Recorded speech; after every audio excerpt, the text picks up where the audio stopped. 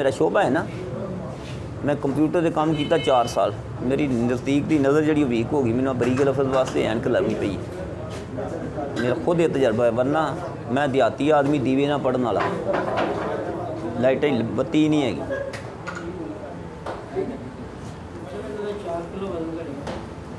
ये होर घटेगा जे खाते रहन तो परहेज़ करन तो वजन भी घटेगा, नाल वजन घटेगा लेकिन ताकत होनी है, वो ठीक होने।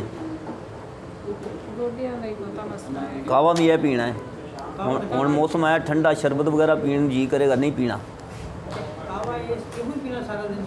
हाँ प्यास लगे, नहीं प्यास लगे तो यही पीना है, ये दवाई है। यह जी चीज़ां लिखियां ना साड़ियाँ दवाइयाँ जड़ियाँ ने, लून मिर्चां हल्दी मसाले ही ने, वो असी दवाई लिखी हुई है अपनी, जो प्यास हो जबरदस्ती भी नहीं। पानी की हुण सुन ले ना, हुण कावे नूं ज़्यादा रख, जो खाना खाएं चने खाएं उदों पानी पी सकती है, मना भी नहीं गा, लेकिन कसरत ये जो प्यास लगे तो हांडिया दे अदरक लसन प्याज जो स्प्रिंट किया है ये ज़्यादा पाउणा है। दवाई दे दी है नाल, चलो उधर आ जाओ, दे दें दवाई तुहानूं, चले जाओ इधर आप साइड।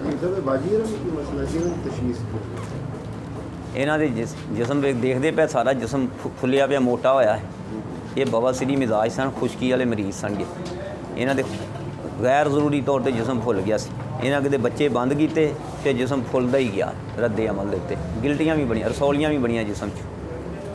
उस चीज़ नूं असीं मद्देनज़र रख के इन्हां दे जिसम नूं जिहड़े गैर जरूरी मटीरियल जमा होया सी ना, उहनूं तहलील करन दी कोशिश कीती है। असीं इन्हां नूं सब कुछ बंद करके ना सिर्फ चनियां ते लाया, ताकि जिसम की जरूरत जी ना, जी असल जरूरत है वो चने पूरे कर लैन, बाकी जो जिसम की जरूरत है वो जिसम के जो मटीरियल पे वो तहलील होकर जिसम मैल्ट हो जाए। वो होया मैल्ट, कहते वजन घटिया भी है तो जिसम भी वो अगे कस्या होया सी, हुण ढिला हो गया। आस्ता आस्ता अगर होर करनगे तो अमल कर ठीक हो जाना हरारत दे नाल। अच्छा, कोई भी मरीज़ जिन्होंने यह शिकायत होवे कर सकते हैं, मतलब जिन्हों का जिसम फुलदा जांदा होवे है, जिन्हों का जिसम फुलदा जांदा, हाँ वो पहलों तो फितरत के असूल ने जी, फितरत के असूल ने, भुख लगे तो खाओ, मियाँ बीवी के तलका की जरूरत है, मियाँ बीवी करीब जान, अगर उन्हें प्यास लगी तो पीण। लेकिन अजकल के दौर च चस्का ज़्यादा आ गया, अच्छी चीज़ वेखिए मूँह च पानी आ जाता, वेख के असी बर्गर शर्गर वैसे भी कंपनियां जड़ियाँ मल्टीनैशनल कंपनियां तुहाडे लियाउंदियां भी इस वास्ते वन सवनियां चीज़ां, मज़ेदार चीज़ां लियाउंदियां भी इस वास्ते कि तुसी खाओ बीमार हो।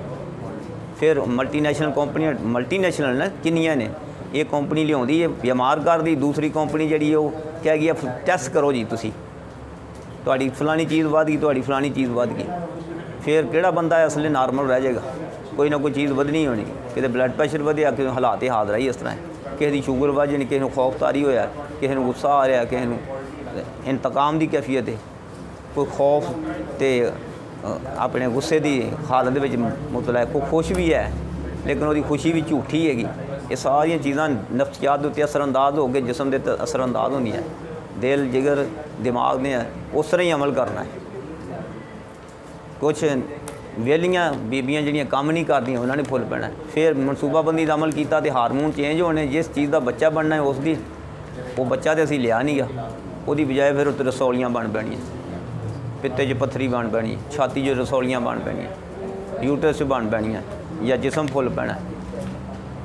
कई बीबियां दे रद्दे अमल होंदा है कि वो सुक्कण लग पैंदियां, उन्हां दा हारमोन दूसरे पासे अमल कर, मनफी पहलू जिसम ही तहलील करदे, टीवी जा वड़दियां, मैंसस ही नहीं बंद होंदे, ब्लीडिंग ही होंदी रहिंदी है। ये मुख्तलिफ अंदाज ने, ये सब मनसूबाबंदी के मनफी पहलू दे, ये सब सानू जिहड़ा मल्टीनैशनल कंपनियां ने दिता है। फिर साढ़े भी ज़हन साजी ऐसी की कि असी कहने आबादी बड़ी वधदी, मैशत घटती पई है, रोज़ी घटती पई है, जो कि अल्लाह कहना मैं रोज़ी सारिਆਂ ਨੂੰ देना। तो आप ये भी वार्निंग ने, ला तक़्तलू औलादकुम मिन खशियत इमलाक, अपनी औलाद नूं भुख के डर तो कतल ना करो। तुहानूं भी रोज़ी मैं देना वा, जिहड़े आउण वाले उन्हां नूं रोज़ी, बल्कि ज़मीन के जिन्ने जानदार ने छोटे तो वड्डे तक सब नूं रोज़ी मैं देना वा। इत्थे टीवी के उत्ते बड़े बड़े पढ़े लिखे उलमा नूं लिया के दिखा देंदे ने बच्चे दो ही अच्छे, सब प्रापागंडा अल्लाह के कुरान की तशरीह गलत करी आउंदे ने। ਅੱਛਾ ਤੇ ਇਹਨਾਂ ਨੂੰ ਇੱਕ ਤਾਂ ਕਾਲੇ ਚਨੇ ਤੁਸੀਂ ਤਜਵੀਜ਼ ਕੀਤੇ ਸੀ, ਬਾਕੀ ਜੋ ਮਰਜ਼ੀ ਖਾਂਦੇ ਰਹਿਣ ਖਾਣ ਹਾਂਜੀ। ਪੀਣੇ 'ਚ? ਬਾਕੀ ਜਿੱਦਾਂ ਬੰਦ ਸਨ, ਲੇਕਿਨ ਇਹਨਾਂ ਨੇ ਦਾਲ ਆਇਆ ਵਿੱਚੋਂ, ਸਾਡੇ ਸਿਰਫ ਚਣਿਆਂ ਤੇ ਥੋੜ੍ਹੇ ਰਹਿਣੇ।